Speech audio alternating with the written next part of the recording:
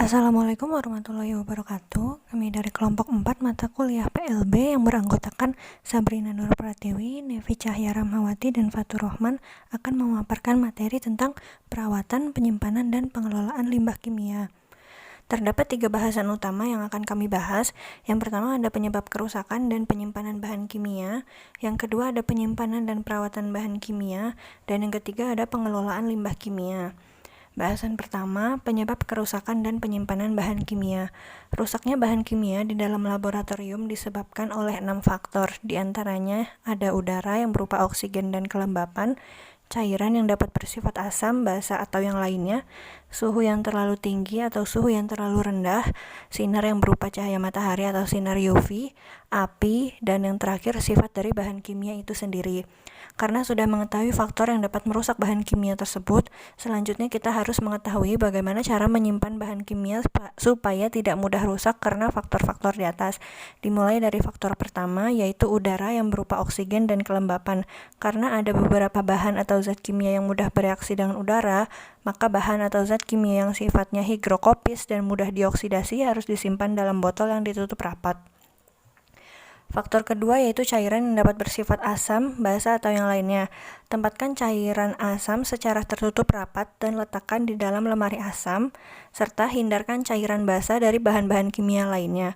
Faktor ketiga yaitu suhu yang terlalu rendah atau terlalu tinggi. Suhu yang terlalu tinggi dapat memicu terjadinya oksidasi, dan suhu yang terlalu rendah juga dapat memicu kerusakan zat atau bahan kimia tertentu. Faktor keempat yaitu sinar yang berupa sinar matahari atau sinar UV. Sebaiknya hindarkan semua bahan kimia dari paparan sinar matahari secara langsung. Letakkan di tempat yang tidak langsung disinari oleh cahaya matahari dan usahakan pasang tirai di jendela laboratorium untuk meminimalisir cahaya matahari yang masuk. Faktor kelima yaitu api. Simpan bahan kimia yang mudah terbakar di tempat dingin, dan apabila menggunakan bahan kimia yang mudah terbakar, pastikan untuk membuka penutup saluran gas laboratorium. Faktor terakhir yaitu sifat bahan kimia itu sendiri. Sifat bahan kimia yang beragam dan kecepatan reaksi antar bahan kimia yang sangat bervariasi dapat berbahaya apabila beberapa bahan disatukan di satu tempat. Hal ini dapat menimbulkan kerusakan suatu zat atau bahan kimia, dan yang lebih parah adalah bisa menyebabkan kebakaran. Bahasan kedua tentang penyimpanan bahan kimia. Di sini kami akan membahas bagaimana penyimpanan zat radioaktif, penyimpanan bahan kimia beracun, penyimpanan bahan mudah terbakar, penyimpanan bahan reaktif, penyimpanan bahan mudah meledak, penyimpanan bahan kimia korosif, dan yang terakhir penyimpanan bahan gas bertekanan. Berikut ini merupakan pembukaan tentang hal-hal umum yang patut diketahui sebelum membahas lebih lanjut tentang penyimpanan bahan kimia. Pertama, bahan kimia dengan volume berat lebih dari 1 kg tidak boleh disimpan pada ketinggian lebih dari 1,5 meter dan di atas lemari. Kedua, bahan kimia yang bersifat asam, mudah menguap, dan alkalis disimpan di lemari asam supaya gas yang mungkin timbul dapat segera dikeluarkan dari ruang laboratorium. Ketiga, bahan kimia yang mudah berubah jika terkena cahaya matahari langsung harus disimpan dalam botol berwarna coklat atau gelap dan disimpan di lemari khusus. Dan keempat, lemari penyimpanan bahan kimia hendaknya selalu tertutup supaya terhindar dari debu dan kelembapan yang dapat mengaruhi keawetan bahan kimia tersebut. Selanjutnya akan dilanjutkan oleh rekan saya. Terima kasih. Baik, saya akan melanjutkan presentasi dari Mbak Sabrina. Selanjutnya ada penyimpanan zat radioaktif.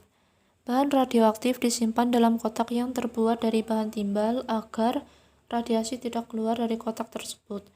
Kotak timbal, tempat menyimpan bahan radioaktif, disebut benteng timbal. Kotak timbal diletakkan dalam kotak kayu yang diberi tutup berengsel. Kotak kayu tersebut disimpan di dalam kotak dari logam. Ketika akan melakukan percobaan, bahan zat radioaktif harus dikeluarkan terlebih dahulu dari dalam kotak penyimpanannya dengan menggunakan penjepit dan dikembalikan ke dalam kotak timbal setelah selesai digunakan. Selanjutnya ada penyimpanan bahan kimia beracun. Bahan-bahan beracun sebaiknya disimpan dalam ruangan atau lemari khusus. Bahan kimia beracun diberi label berwarna biru. Bahan beracun anorganik seperti talium, strontium, sodium cyanida, dan perak yodium harus dipisahkan dari bahan beracun organik seperti uretan, tiosetamida, taulena diisocyanat, sakarin sodium, dan hidrokarbon berhalogen. Materi selanjutnya ada penyimpanan bahan mudah terbakar. Beberapa bahan kimia dapat terbakar sendiri, terbakar jika terkena udara, atau terbakar jika bercampur dengan bahan kimia lainnya. Bahan cair yang mudah terbakar diberi label berwarna merah, sedangkan bahan yang padat yang mudah terbakar diberi label berwarna bergaris merah. Bahan cair yang mudah terbakar seharusnya disimpan dalam lemari tahan nyala api. Bahan organik harus dipisahkan dari bahan anorganik. Penyimpanan bahan logam alkali harus ditutup dengan minyak parafin. Selanjutnya, botol bahan logam alkali disimpan dalam lemari dari bahan logam yang diletakkan pada tempat yang kering. Selanjutnya ada penyimpanan bahan reaktif. Bahan reaktif diberi label berwarna kuning. Bahan anorganik harus dipisahkan dari bahan organik. Bahan amonium nitrat harus disimpan terpisah dari semua bahan kimia yang lain. Materi selanjutnya ada penyimpanan bahan mudah meledak. Penyimpanan bahan yang paling ideal untuk bahan-bahan yang mudah terbakar atau meledak adalah dalam satu ruang yang terpisah dari ruangan induk. Selanjutnya ada penyimpanan bahan kimia korosif. Bahan kimia korosif yang mudah menguap sebaiknya disimpan di dalam lemari asam. Bahan korosif organik harus dipisahkan dari bahan anorganik dan asam dipisahkan dari basa.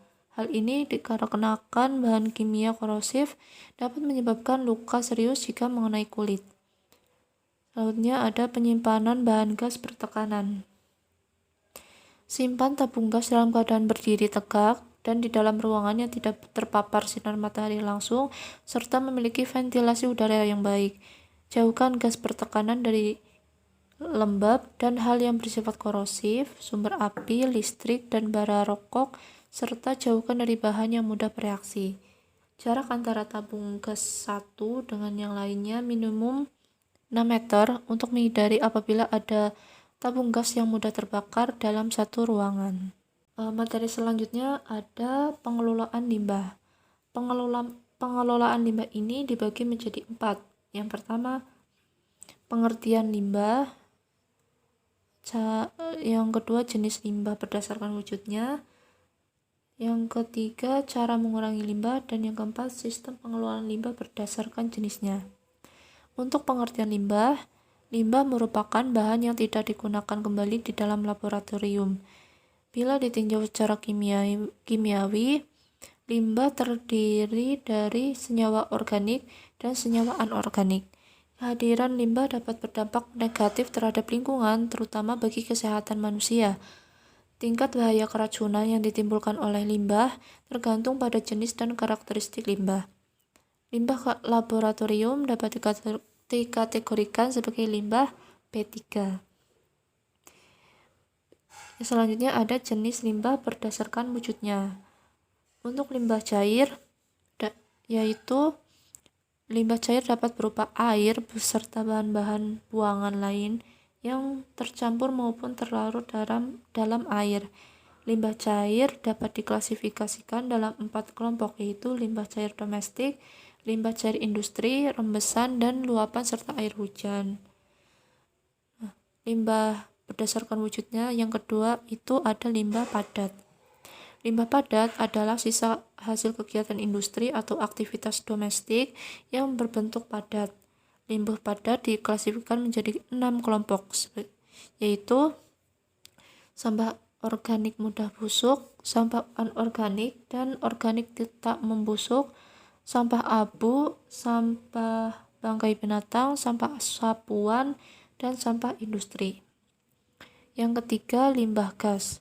Limbah gas adalah limbah yang memanfaatkan udara sebagai media. Penambahan gas ke udara yang melampaui kandungan udara alami akan menurunkan kualitas udara dan dapat mengganggu kesehatan masyarakat. Zat pencemaran melalui udara diklasifikasikan menjadi 2, yaitu partikel dan gas. Yang keempat, ada limbah B3. B3 adalah zat, energi atau komponen lain yang karena sifat, konsentrasi atau jumlahnya baik secara langsung maupun tidak langsung, dapat mencemari atau merusak lingkungan hidup, kesehatan, serta kelangsungan hidup manusia dan makhluk hidup lainnya. Limbah B3 di Indonesia dibedakan menjadi mudah meledak, mudah menyala, reaktif, beracun, infeksius, korosif, dan limbah berbahaya bagi lingkungan. Baik, untuk selanjutnya yaitu cara mengurangi limbah. Itu ada 4 ya kategori. Yang pertama itu reduce, yaitu mengurangi sumber limbah dan mencegah timbulnya limbah. Kemudian ada reuse, yaitu menggunakan kembali limbah sesuai bentuk aslinya. Kemudian yang ketiga adalah recycle, yaitu pengumpulan limbah dan digunakan sebagai bahan mentah untuk produk baru. Dan yang terakhir itu ada replace, yaitu mengganti bahan yang tidak bisa diperbarui dengan bahan yang dapat diperbarui. Nah, untuk sistem pengolahan limbah berdasarkan jenisnya, yang pertama itu adalah limbah B3, yaitu pengurangan kegiatan mengurangi jumlah atau mengurangi sifat bahaya dari limbah B3 sebelum dihasilkan dari suatu kegiatan atau usaha. Kemudian penyimpanan, kegiatan penampung sementara limbah B3 hingga jumlah yang mencukupi untuk diangkut. Dan yang ketiga yaitu pengumpulan limbah B3 dikumpulkan dengan segregasi limbah B3 sesuai dengan nama dan karakteristiknya. Kemudian yang 4 pengangkutan, yang kelima pengolahan, dan yang kedua itu ada limbah cair.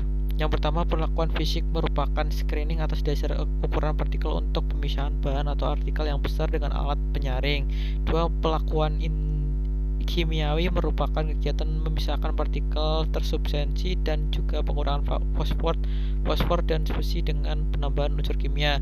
Yang terakhir itu pelakuan biologi berdasarkan atas peran aktivitas mikroorganisme dengan menjaga lingkungan perairan. Kemudian yang ketiga itu ada limbah infeksius. Ada beberapa metode. Yang pertama metode desinfeksi, yaitu perlakuan kimiawi di mana limbah ditangani dengan penambahkan bahan-bahan kimia yang dapat mematikan. Kemudian yang kedua yaitu metode pengenceran air limbah hingga mencapai konsentrasi yang cukup rendah. Dan yang ketiga metode proses biologis menggunakan bakteri pengurai. Yang keempat metode tanam menimbulkan di dalam tanah. Dan yang terakhir metode insinerasi, yaitu memusnahkan limbah dengan cara dimasukkan ke dalam insinerator. Dan yang terakhir itu ada limbah radioaktif. Ada dua perlakuan. Yang pertama dilakukan dengan memakai proses peluruhan atau penguburan dan pembuangan yang dilakukan oleh pemakai bahan radioaktif. Dan yang kedua dilaksanakan secara kolektif oleh instansi pengelolaan limbah radioaktif seperti Batan. Nah, berikut ini ada daftar pustaka yang kami gunakan untuk mencari materi-materi yang berhubungan dengan tema untuk kali ini, dan mungkin teman-teman bisa menyimak daftar pustakanya. Dan terima kasih telah mendengarkan presentasi dari kami. Kurang lebihnya seperti itu. Mohon maaf jika banyak tutur kata yang kurang berkenan di hati teman-teman. Kami akhiri. Bila taufiq wal hidayah. Assalamualaikum warahmatullahi wabarakatuh.